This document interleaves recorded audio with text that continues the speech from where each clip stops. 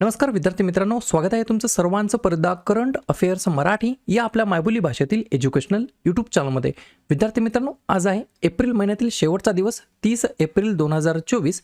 आजच्या दिवसाचे जेवढेही चालू घडामोडीचे महत्त्वाचे टॉप प्रश्न बनत असतील ते सर्व प्रश्न आपण या व्हिडिओच्या माध्यमातून पाहणार आहोत. तरी सर्वप्रथम आपण जर नवीन असाल, पहिल्यांदा या चॅनलवरील व्हिडिओ पाहत असाल तर चॅनलला या ठिकाणी अवश्य सबस्क्राईब सुद्धा करून घेऊ शकता.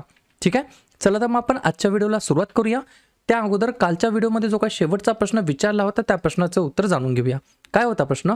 अलीकडेच कोणत्या संस्थेने भारतातील सर्वात हलके बुलेट प्रूफ जॅकेट विकसित केलेले आहे, म्हणजेच डेव्हलप केलेले आहे? बऱ्याच विद्यार्थी मित्रांनी अगदी योग्य उत्तर टाईप करून सांगितलं आहे. पर्याय क्रमांक बी, DRDO हे या प्रश्नाचं योग्य उत्तर असणार आहे. तर DRDO या आपल्या ऑर्गनायझेशनने, या आपल्या संस्थेने भारतातील सर्वात लहान किंवा हलके बुलेट प्रूफ जॅकेट या ठिकाणी विकसित केलेलं आहे. क्लिअर?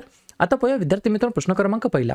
टोटल संपूर्ण व्हिडिओमध्ये 12 प्रश्न असतील. सुरुवातीपासून शेवटपर्यंत व्हिडिओ काळजीपूर्वक पहा. एक एक प्रश्न महत्त्वाचा आहे, तुम्ही कोणत्याही एक्झामची तयारी करा. प्रश्न क्रमांक पहिला काय म्हणतो? भारताला लहान शस्त्रास्त्रांच्या विक्रीवरील बंदी कोणत्या देशाने उठवलेली आहे, म्हणजे भारतावरील? प्रश्न क्रमांक पहिल्याचं योग्य उत्तर आहे पर्याय क्रमांक डी, जर्मनी हे या प्रश्नाचं योग्य उत्तर असणार आहे. जर्मनी या देशाने भारतातील किंवा भारतावर जे काही विक्रीवरील बंदी लावण्यात आली होती, लहान लहान शस्त्रांच्या विक्रीवरील बंदी, ते जे काही बॅन आहे ते या ठिकाणी आता उठवलेलं आहे. 2-3 पॉईंट लिहून घ्या. वाढत्या सामरिक आणि लष्करी संबंधांमध्ये वाढ करण्यासाठी जर्मनीने अपवाद म्हणून भारताला लहान शस्त्रास्त्रांच्या विक्रीवरील बंदी उठवण्याचा निर्णय घेतलेला आहे. जर्मन सरकारने यापूर्वी नाटोमध्ये नसलेल्या देशांना लहान शस्त्रास्त्रांच्या विक्रीवरती बंदी या ठिकाणी घालण्यात आलेली होती. यापूर्वी जर्मनीने नॅशनल सिक्युरिटी गार्डला म्हणजेच NSGला MP5 सबमिशन गनचे सुटे भाग आणि उपकरणे खरेदी करण्यासाठीच या ठिकाणी अप्रुव्हल परवानगी सुद्धा दिलेली होती. तर पर्याय क्रमांक डी, जर्मनी हे या प्रश्नाचं योग्य उत्तर असणार आहे. जर्मनीबद्दल सांगायचं म्हटलं तर अध्यक्षांचं नाव आहे फ्रँक वॉल्टर, राजधानी आहे बर्लिन आणि चलन वापरलं जातं युरो. पाहूया पुढचा प्रश्न. प्रश्न क्रमांक दुसरा. भारतातील पहिले ट्रान्सशिपमेंट हब म्हणून अदानी समूहाचे कोणते बंदर विकसित केले जाणार आहे? प्रश्न महत्त्वाचा आहे आणि हा जो काही प्रोजेक्ट आहे तो अत्यंत महत्त्वाचा आहे भारताच्या दृष्टिकोनातून. 2 नंबरच्या प्रश्नाचं योग्य उत्तर आहे पर्याय क्रमांक सी, विजंजम बंदर, विजंजम पोर्ट हे या प्रश्नाचं योग्य उत्तर असणार आहे. तर भारतातील पहिले ट्रान्सशिपमेंट हब म्हणून अदानी समूहाचे विजंजम बंदर हे या ठिकाणी विकसित केले जाणार आहे. याच्याबद्दल 3-4 पॉईंट आहेत, ते लिहून घ्या. यामुळे मोठ्या जहाजांमधून लहान जहाजांमध्ये मालवाहतूक करण्यासाठी या ठिकाणी सोपं जाणार आहे. सध्या भारताच्या ट्रान्सशिपमेंट कार्गोचा एक मोठा भाग कोलंबो आणि सिंगापूर यासारख्या परदेशी बंदरांद्वारे या ठिकाणी हाताळला जातो. हे भारतातील पहिले पूर्ण क्षमतेचे खोल पाण्याचे ट्रान्सशिपमेंट बंदर असणार आहे. कोणतं? तर विजिंजम. गुजरात, महाराष्ट्र, गोवा, केरळ, आंध्र प्रदेश, तमिळनाडू, ओडिसा आणि पश्चिम बंगाल या 8 सागरी राज्यांमधील 13 देशांतर्गत बंदरावरती अदानी समूहाची ऑलरेडी या ठिकाणी काय आहे? नॅशनल प्रेझेन्स आहे. ठीक आहे, पुढचा प्रश्न. प्रश्न क्रमांक तिसरा. फिफा पुरुष विश्वचषक 2034चं ऑर्गनायझेशन आयोजन कोणता देश करणार आहे? 3 नंबरच्या प्रश्नाचं योग्य उत्तर आहे पर्याय क्रमांक बी, सौदी अरेबिया हे या प्रश्नाचं योग्य उत्तर असणार आहे. तर फिफा पुरुष विश्वचषक 2034चं जे काही आवृत्ती आहे ते या ठिकाणी सौदी अरेबियामध्ये ऑर्गनाईज करण्यात येणार आहे. मग आतापर्यंत जे काही फिफा वर्ल्ड कप झालेले होते, पहिले आवृत्ती किंवा लेटेस्ट जे काही संस्करण झाले ते कोठे झाले, कधी झाले, कोणत्या देशामध्ये झाले, त्याचे विजेतेपद कोणी पटकावले याच्यावरती चर्चा करूया. जसं की फिफा वर्ल्ड कप याची स्थापना झाली 94 वर्षापूर्वी 1930 मध्ये. या ठिकाणी संघांची टोटल संख्या आहे 32. 2026 पासून टोटल टीमची संख्या 48 होणार आहे. सर्वात यशस्वी संघ जर विचारलं तर ब्राझील आहे. आतापर्यंत फिफा वर्ल्ड कप ब्राझीलने 5 वेळेस पटकावलेला आहे. सध्याचा वर्तमानमधील 2022चा या ठिकाणी विजेतेपद कोणी जिंकलेलं आहे? चॅम्पियन ठरला आहे अर्जेंटिना. अर्जेंटिनाचं हे 3रं विजेतेपद होतं. पहिलं झालं या ठिकाणी 1930 मध्ये, आयोजित करण्यात आलं होतं उरुग्वे देशामध्ये आणि जिंकलं सुद्धा होतं उरुग्वेने. दुसरं संस्करण आयोजित करण्यात आलं 1934 मध्ये इटलीमध्ये आणि ते जिंकलं सुद्धा इटलीने. लेटेस्ट पाहिलं 21वं संस्करण झालं 2018 मध्ये रशिया या ठिकाणी, ते जिंकलं फ्रान्सने. 22व्या क्रमांकाचं संस्करण 2022 मध्ये झालं कतार या ठिकाणी, त्याचा या ठिकाणी विजेता ठरला आहे अर्जेंटिना. 23वं संस्करण 2026 मध्ये होणार आहे, ते 3 ठिकाणी आयोजन करण्यात आलं आहे त्याचं, कॅनडा, मेक्सिको आणि अमेरिका. 24वे संस्करण 2030 मध्ये होणार आहे. हे सुद्धा 3 ठिकाणी आयोजन करण्यात आलं आहे, मोरोक्को, पोर्तुगाल आणि स्पेन. आणि 25वे संस्करण होणार आहे 2034 मध्ये सौदी अरेबिया या ठिकाणी. पुढचा प्रश्न, प्रश्न क्रमांक 4. कोणत्या रुग्णालयाला नुकतेच सलग 5व्या वर्षी भारतातील सर्वोत्कृष्ट खाजगी रुग्णालयाचा किताब या ठिकाणी देण्यात आलेला आहे? 4थ्या नंबरच्या प्रश्नाचं योग्य उत्तर आहे पर्याय क्रमांक ए, मेदांता हॉस्पिटल. कुठे आहे? माझ्यामध्ये गुडगाव या ठिकाणी हे स्थित आहे. तर मेदांता हॉस्पिटल हे या ठिकाणी कंटिन्युअसली 5व्या वर्षी या ठिकाणी भारतातील सर्वोत्कृष्ट खाजगी रुग्णालयाचा किताब या ठिकाणी जिंकला या हॉस्पिटलने. याच्या अगोदर हा किताब यांनी 2020, 2021, 2022 आणि 2023 मध्ये सलग या ठिकाणी 4 वेळेस जिंकलेला आहे आणि 5व्या वेळेस म्हणजे 2024 मध्ये सुद्धा जिंकलेला आहे. पुढचा प्रश्न, प्रश्न क्रमांक 5. कोणत्या भारतीयाची नुकतीच इंडोनेशियामध्ये संयुक्त राष्ट्र संघाचे स्थानिक समन्वयक म्हणून नियुक्ती करण्यात आलेली आहे? 5व्या नंबरच्या प्रश्नाचं योग्य उत्तर आहे पर्याय क्रमांक डी, गीता सबरवाल असं त्यांचं नाव आहे. काय नाव आहे? गीता सबरवाल असं त्यांचं नाव आहे. त्यांना या ठिकाणी UNO म्हणजेच युनायटेड नेशन्स ऑर्गनायझेशनमध्ये, संयुक्त राष्ट्र संघामध्ये या ठिकाणी त्यांना लोकल समन्वयक म्हणून त्यांची या ठिकाणी नियुक्ती करण्यात आली आहे. UNO युनायटेड नेशन्स ऑर्गनायझेशन, ज्याची स्थापना 24 ऑक्टोबर 1945 ला झाली. वर्तमानमधील अध्यक्ष आहेत अँटोनियो गुटेरोस आणि मुख्यालय आहे न्यूयॉर्क या ठिकाणी. प्रश्न आहे नियुक्ती संदर्भात, तर लगेच नवनवीन नियुक्त्यांवरती आपण चर्चा करूया. 2 नवीन निवडणूक आयुक्त नियुक्त करण्यात आले, ज्ञानेश कुमार आणि सुखबीर सिंग संधू. भारतीय पॅरा ऑलिम्पिक समितीचे अध्यक्ष बनले देवेंद्र झाझरिया.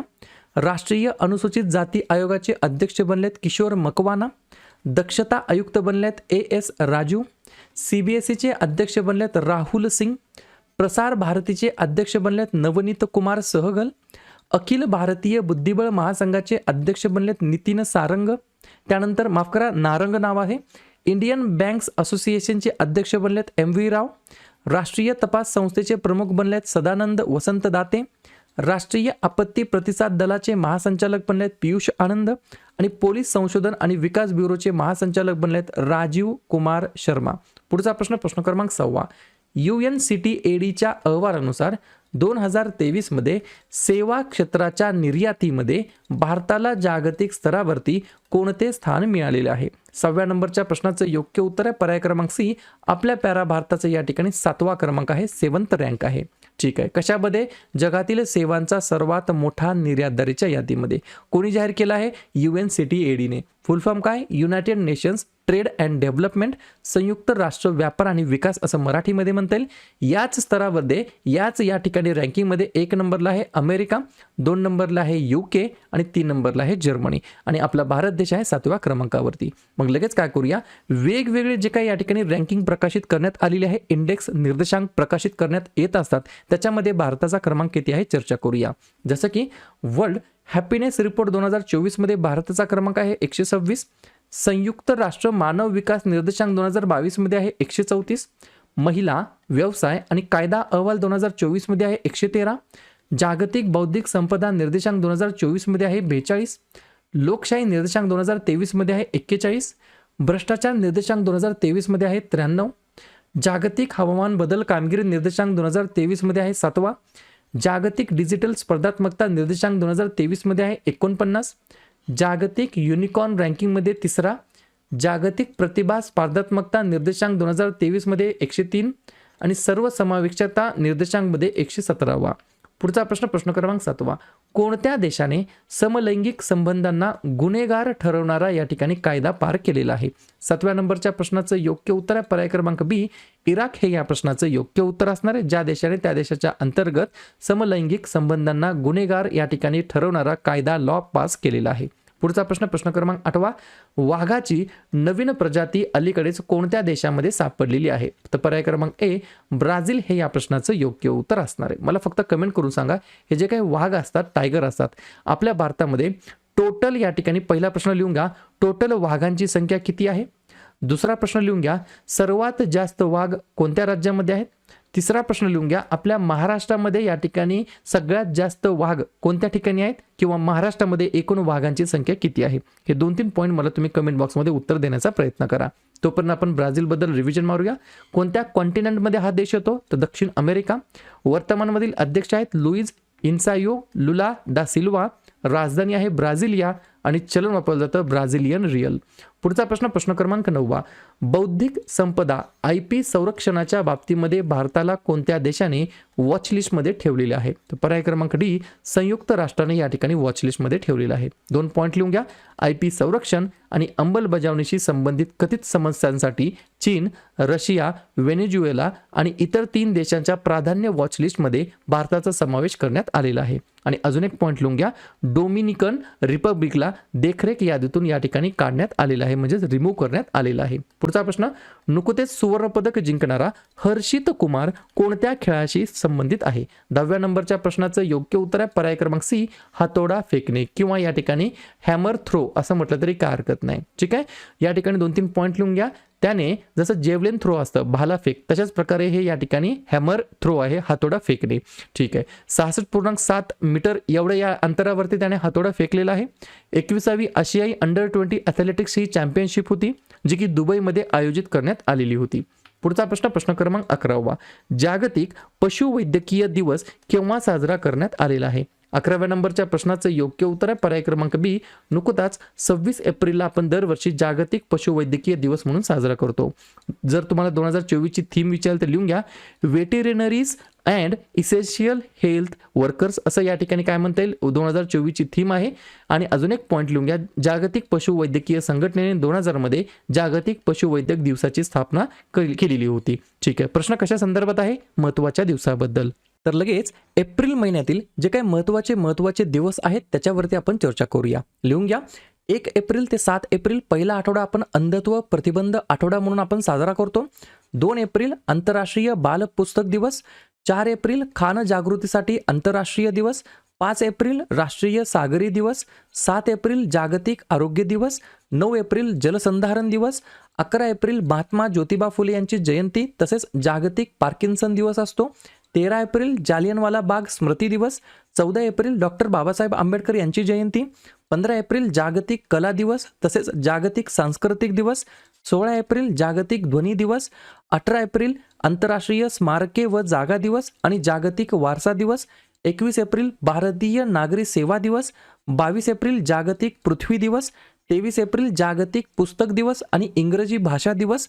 24 एप्रिल भारतीय पंचायती राज दिवस. 25 एप्रिल जागतिक मलेरिया दिवस. 26 एप्रिल जागतिक बौद्धिक मालमत्ता दिवस आणि 29 एप्रिल आंतरराष्ट्रीय नृत्य दिवस. क्लिअर? अशा प्रकारे शेवटचा प्रश्न क्रमांक 12. अलीकडेच कोणत्या देशाच्या संसदेने रवांडा स्थलांतरित विधेयक मंजूर केलेलं आहे? तर पर्याय क्रमांक ए, ब्रिटन हे या प्रश्नाचं योग्य उत्तर असणार आहे. 1 पॉईंट लिहून घ्या. पूर्व आफ्रिकन राष्ट्र रवांडा येथे कागदपत्र नसलेल्या स्थलांतरितांना निर्वासित करण्याच्या सरकारच्या योजनेचा एक भाग म्हणून या ठिकाणी या देशाने रवांडा या ठिकाणी स्थलांतरित विधेयक मंजूर केलेलं आहे. क्लिअर? तर अशा प्रकारे विद्यार्थी मित्रांनो हे होतात 12 प्रश्न. उपक्रम कंटेंट हा जो काही प्रयत्न आम्ही सुरू केला आहे मराठी भाषेमध्ये हा कसा वाटतो नक्कीच कमेंट करत चला. आणि या ठिकाणी तुमच्यासाठीचा आजचा खास प्रश्न, कोणत्या देशाच्या अध्यक्षतेखाली 2024 मध्ये G7 शिखर परिषद होणार आहे? भारत, इटली, जर्मनी की रशिया? तर ज्या पण विद्यार्थ्यांनी या प्रश्नाचं योग्य उत्तर येत असेल त्या प्रश्नाचं उत्तर तुम्ही कमेंट बॉक्समध्ये बिंदासपणे टाईप करून सांगा. या प्रश्नाचं उत्तर चुकू द्या, बरोबर येऊ द्या, काहीच हरकत नाही, परंतु ट्राय करणं, प्रयत्न करणं हे सर्वात जास्त महत्त्वाचं आहे. आणि दुसऱ्या दिवशी येऊन आपण दिलेल्या प्रश्नाचं उत्तर हे बरोबर येत असतं की नसतं, चुकल्यास त्याचं करेक्शन करून घेणं आणि अभ्यासामध्ये कन्सिस्टन्सी मेंटेन ठेवणं हे सगळ्यात जास्त या ठिकाणी महत्त्वाचं ठरणार आहे.